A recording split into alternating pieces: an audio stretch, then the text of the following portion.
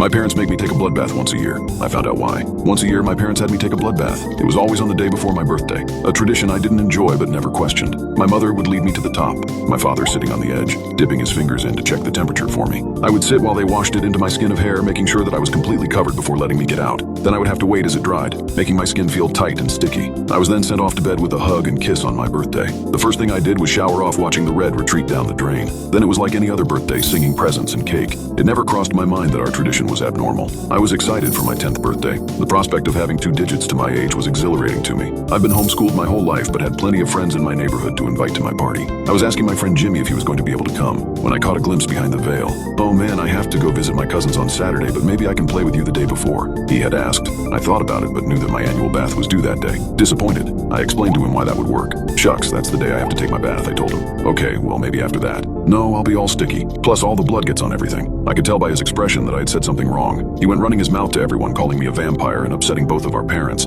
albeit for different reasons. That night I had the first discussion about the blood baths with my father. He sat me on the couch and got real serious. "Now today will be the last time you ever talked about the bath you have to take," he stated sternly. He went on to explain that not everything we did was considered normal, and that by keeping it to myself I was doing us all a favor. After that discussion I became more curious. It was intriguing to me that not everybody had to take these baths as I aged into a teen. I started doing what all boys do. I rebelled hard since I didn't go to school. I tried even harder to fit in when I was around my friends. I smoked, I vandalized, I stole alcohol from my parents. Some of it could be attributed to peer pressure, but a lot of it was my own choices. I wanted a reputation, wanted to be revered as some sort of anarchist. So I kept pushing boundaries, creating a large wedge between my parents and myself. The eve of my 16th birthday, I decided that I would refuse my blood bath. I was lying on my bed listening to music and reading, when my mother came in to tell me they had gotten it ready for me. I knew it was coming. I had my response ready. "I'm not taking it," I said, refusing to look up from my book. "Bam, please don't make this difficult. You know you need to," she said, wringing her hands furtively. I continued to ignore her. She pleaded. After a while, my father came down to see what the delay was.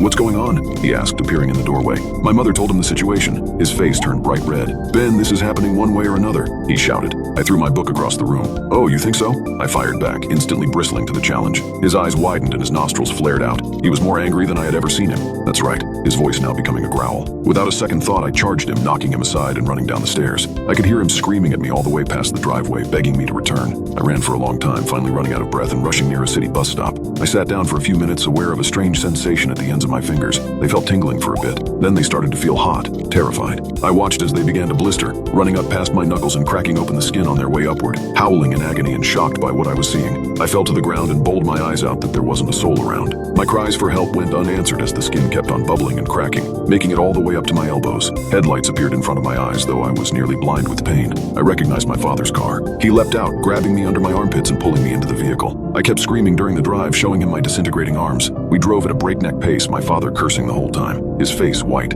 He told me to hold on a little longer, that I would be okay soon. I expected him to take me to a hospital. When we pulled into our driveway, my entire arms and shoulders looked like raw hamburger meat, the skin blistering around my neck and down my sides. It was the most intense agony I had ever been in. My body went into shock. I vaguely recall being carried out of the vehicle, my mother running out to help. We went up the stairs, both of them grunting under my weight. Then the darkness took over, forces around me swirling, distorted. We started to come back into focus. Gradually, the sensation of pain seemed to like my arms were no longer on fire. He was this force, this damn force. My father was saying something like he was going to break into sobs. My mother hushed him, telling him you had done a great job, but he had saved me again. I could now feel that I was in a familiar substance, warm, inviting, soothing to my blistered skin.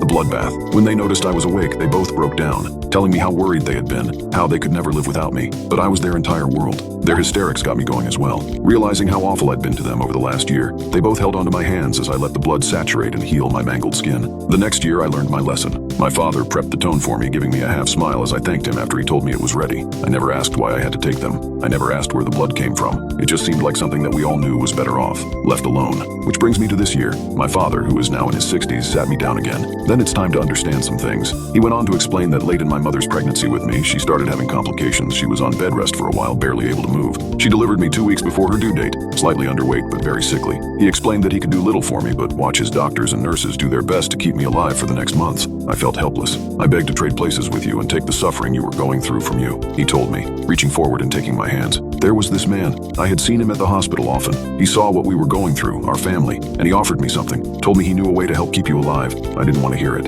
I told him to leave me alone, but he persisted. Claimed he was an angel of sorts. As he got sicker and sicker closer to death's door, he kept telling me he could help. I shook my head. This was a lot to take in. All new information to me. My father continued, tears spilling from his eyes as he went on. My dad told me how he was desperate and how did they refuse to lose me. So he gave it to the doctor. He smiled and told me he would save him. And just like that, you started to get better. I was shocked. The doctors even more so. We went home. You were healthy. It was a miracle. He wiped his eyes, leaned backward, trying to gather his thoughts, then looked at me. It was just before your first birthday when I saw the man again. It seemed like you'd come out of thin air. He said the only way for you to stay alive was to give you your baths each year. I didn't believe him at first, but then we saw what was happening to you, to your skin. It was just like what happened when you were turning 16, only that it was much lower. He spoke shakily, so I did what I had to do. I spilled the blood. I feel the top, and I have done it each year since. I'm sorry, son. I wish things had gone differently. He finished. I leaned forward and embraced him, having no words for the situation. We stayed like that for a while. Eventually, he broke it off, facing me again. Then there's something else. You know that I'm getting older. The time will come, maybe sooner than we think, but I won't be around anymore. He bit his lip, holding in his emotion. But when that happens, you'll have to start filling the tub up yourself.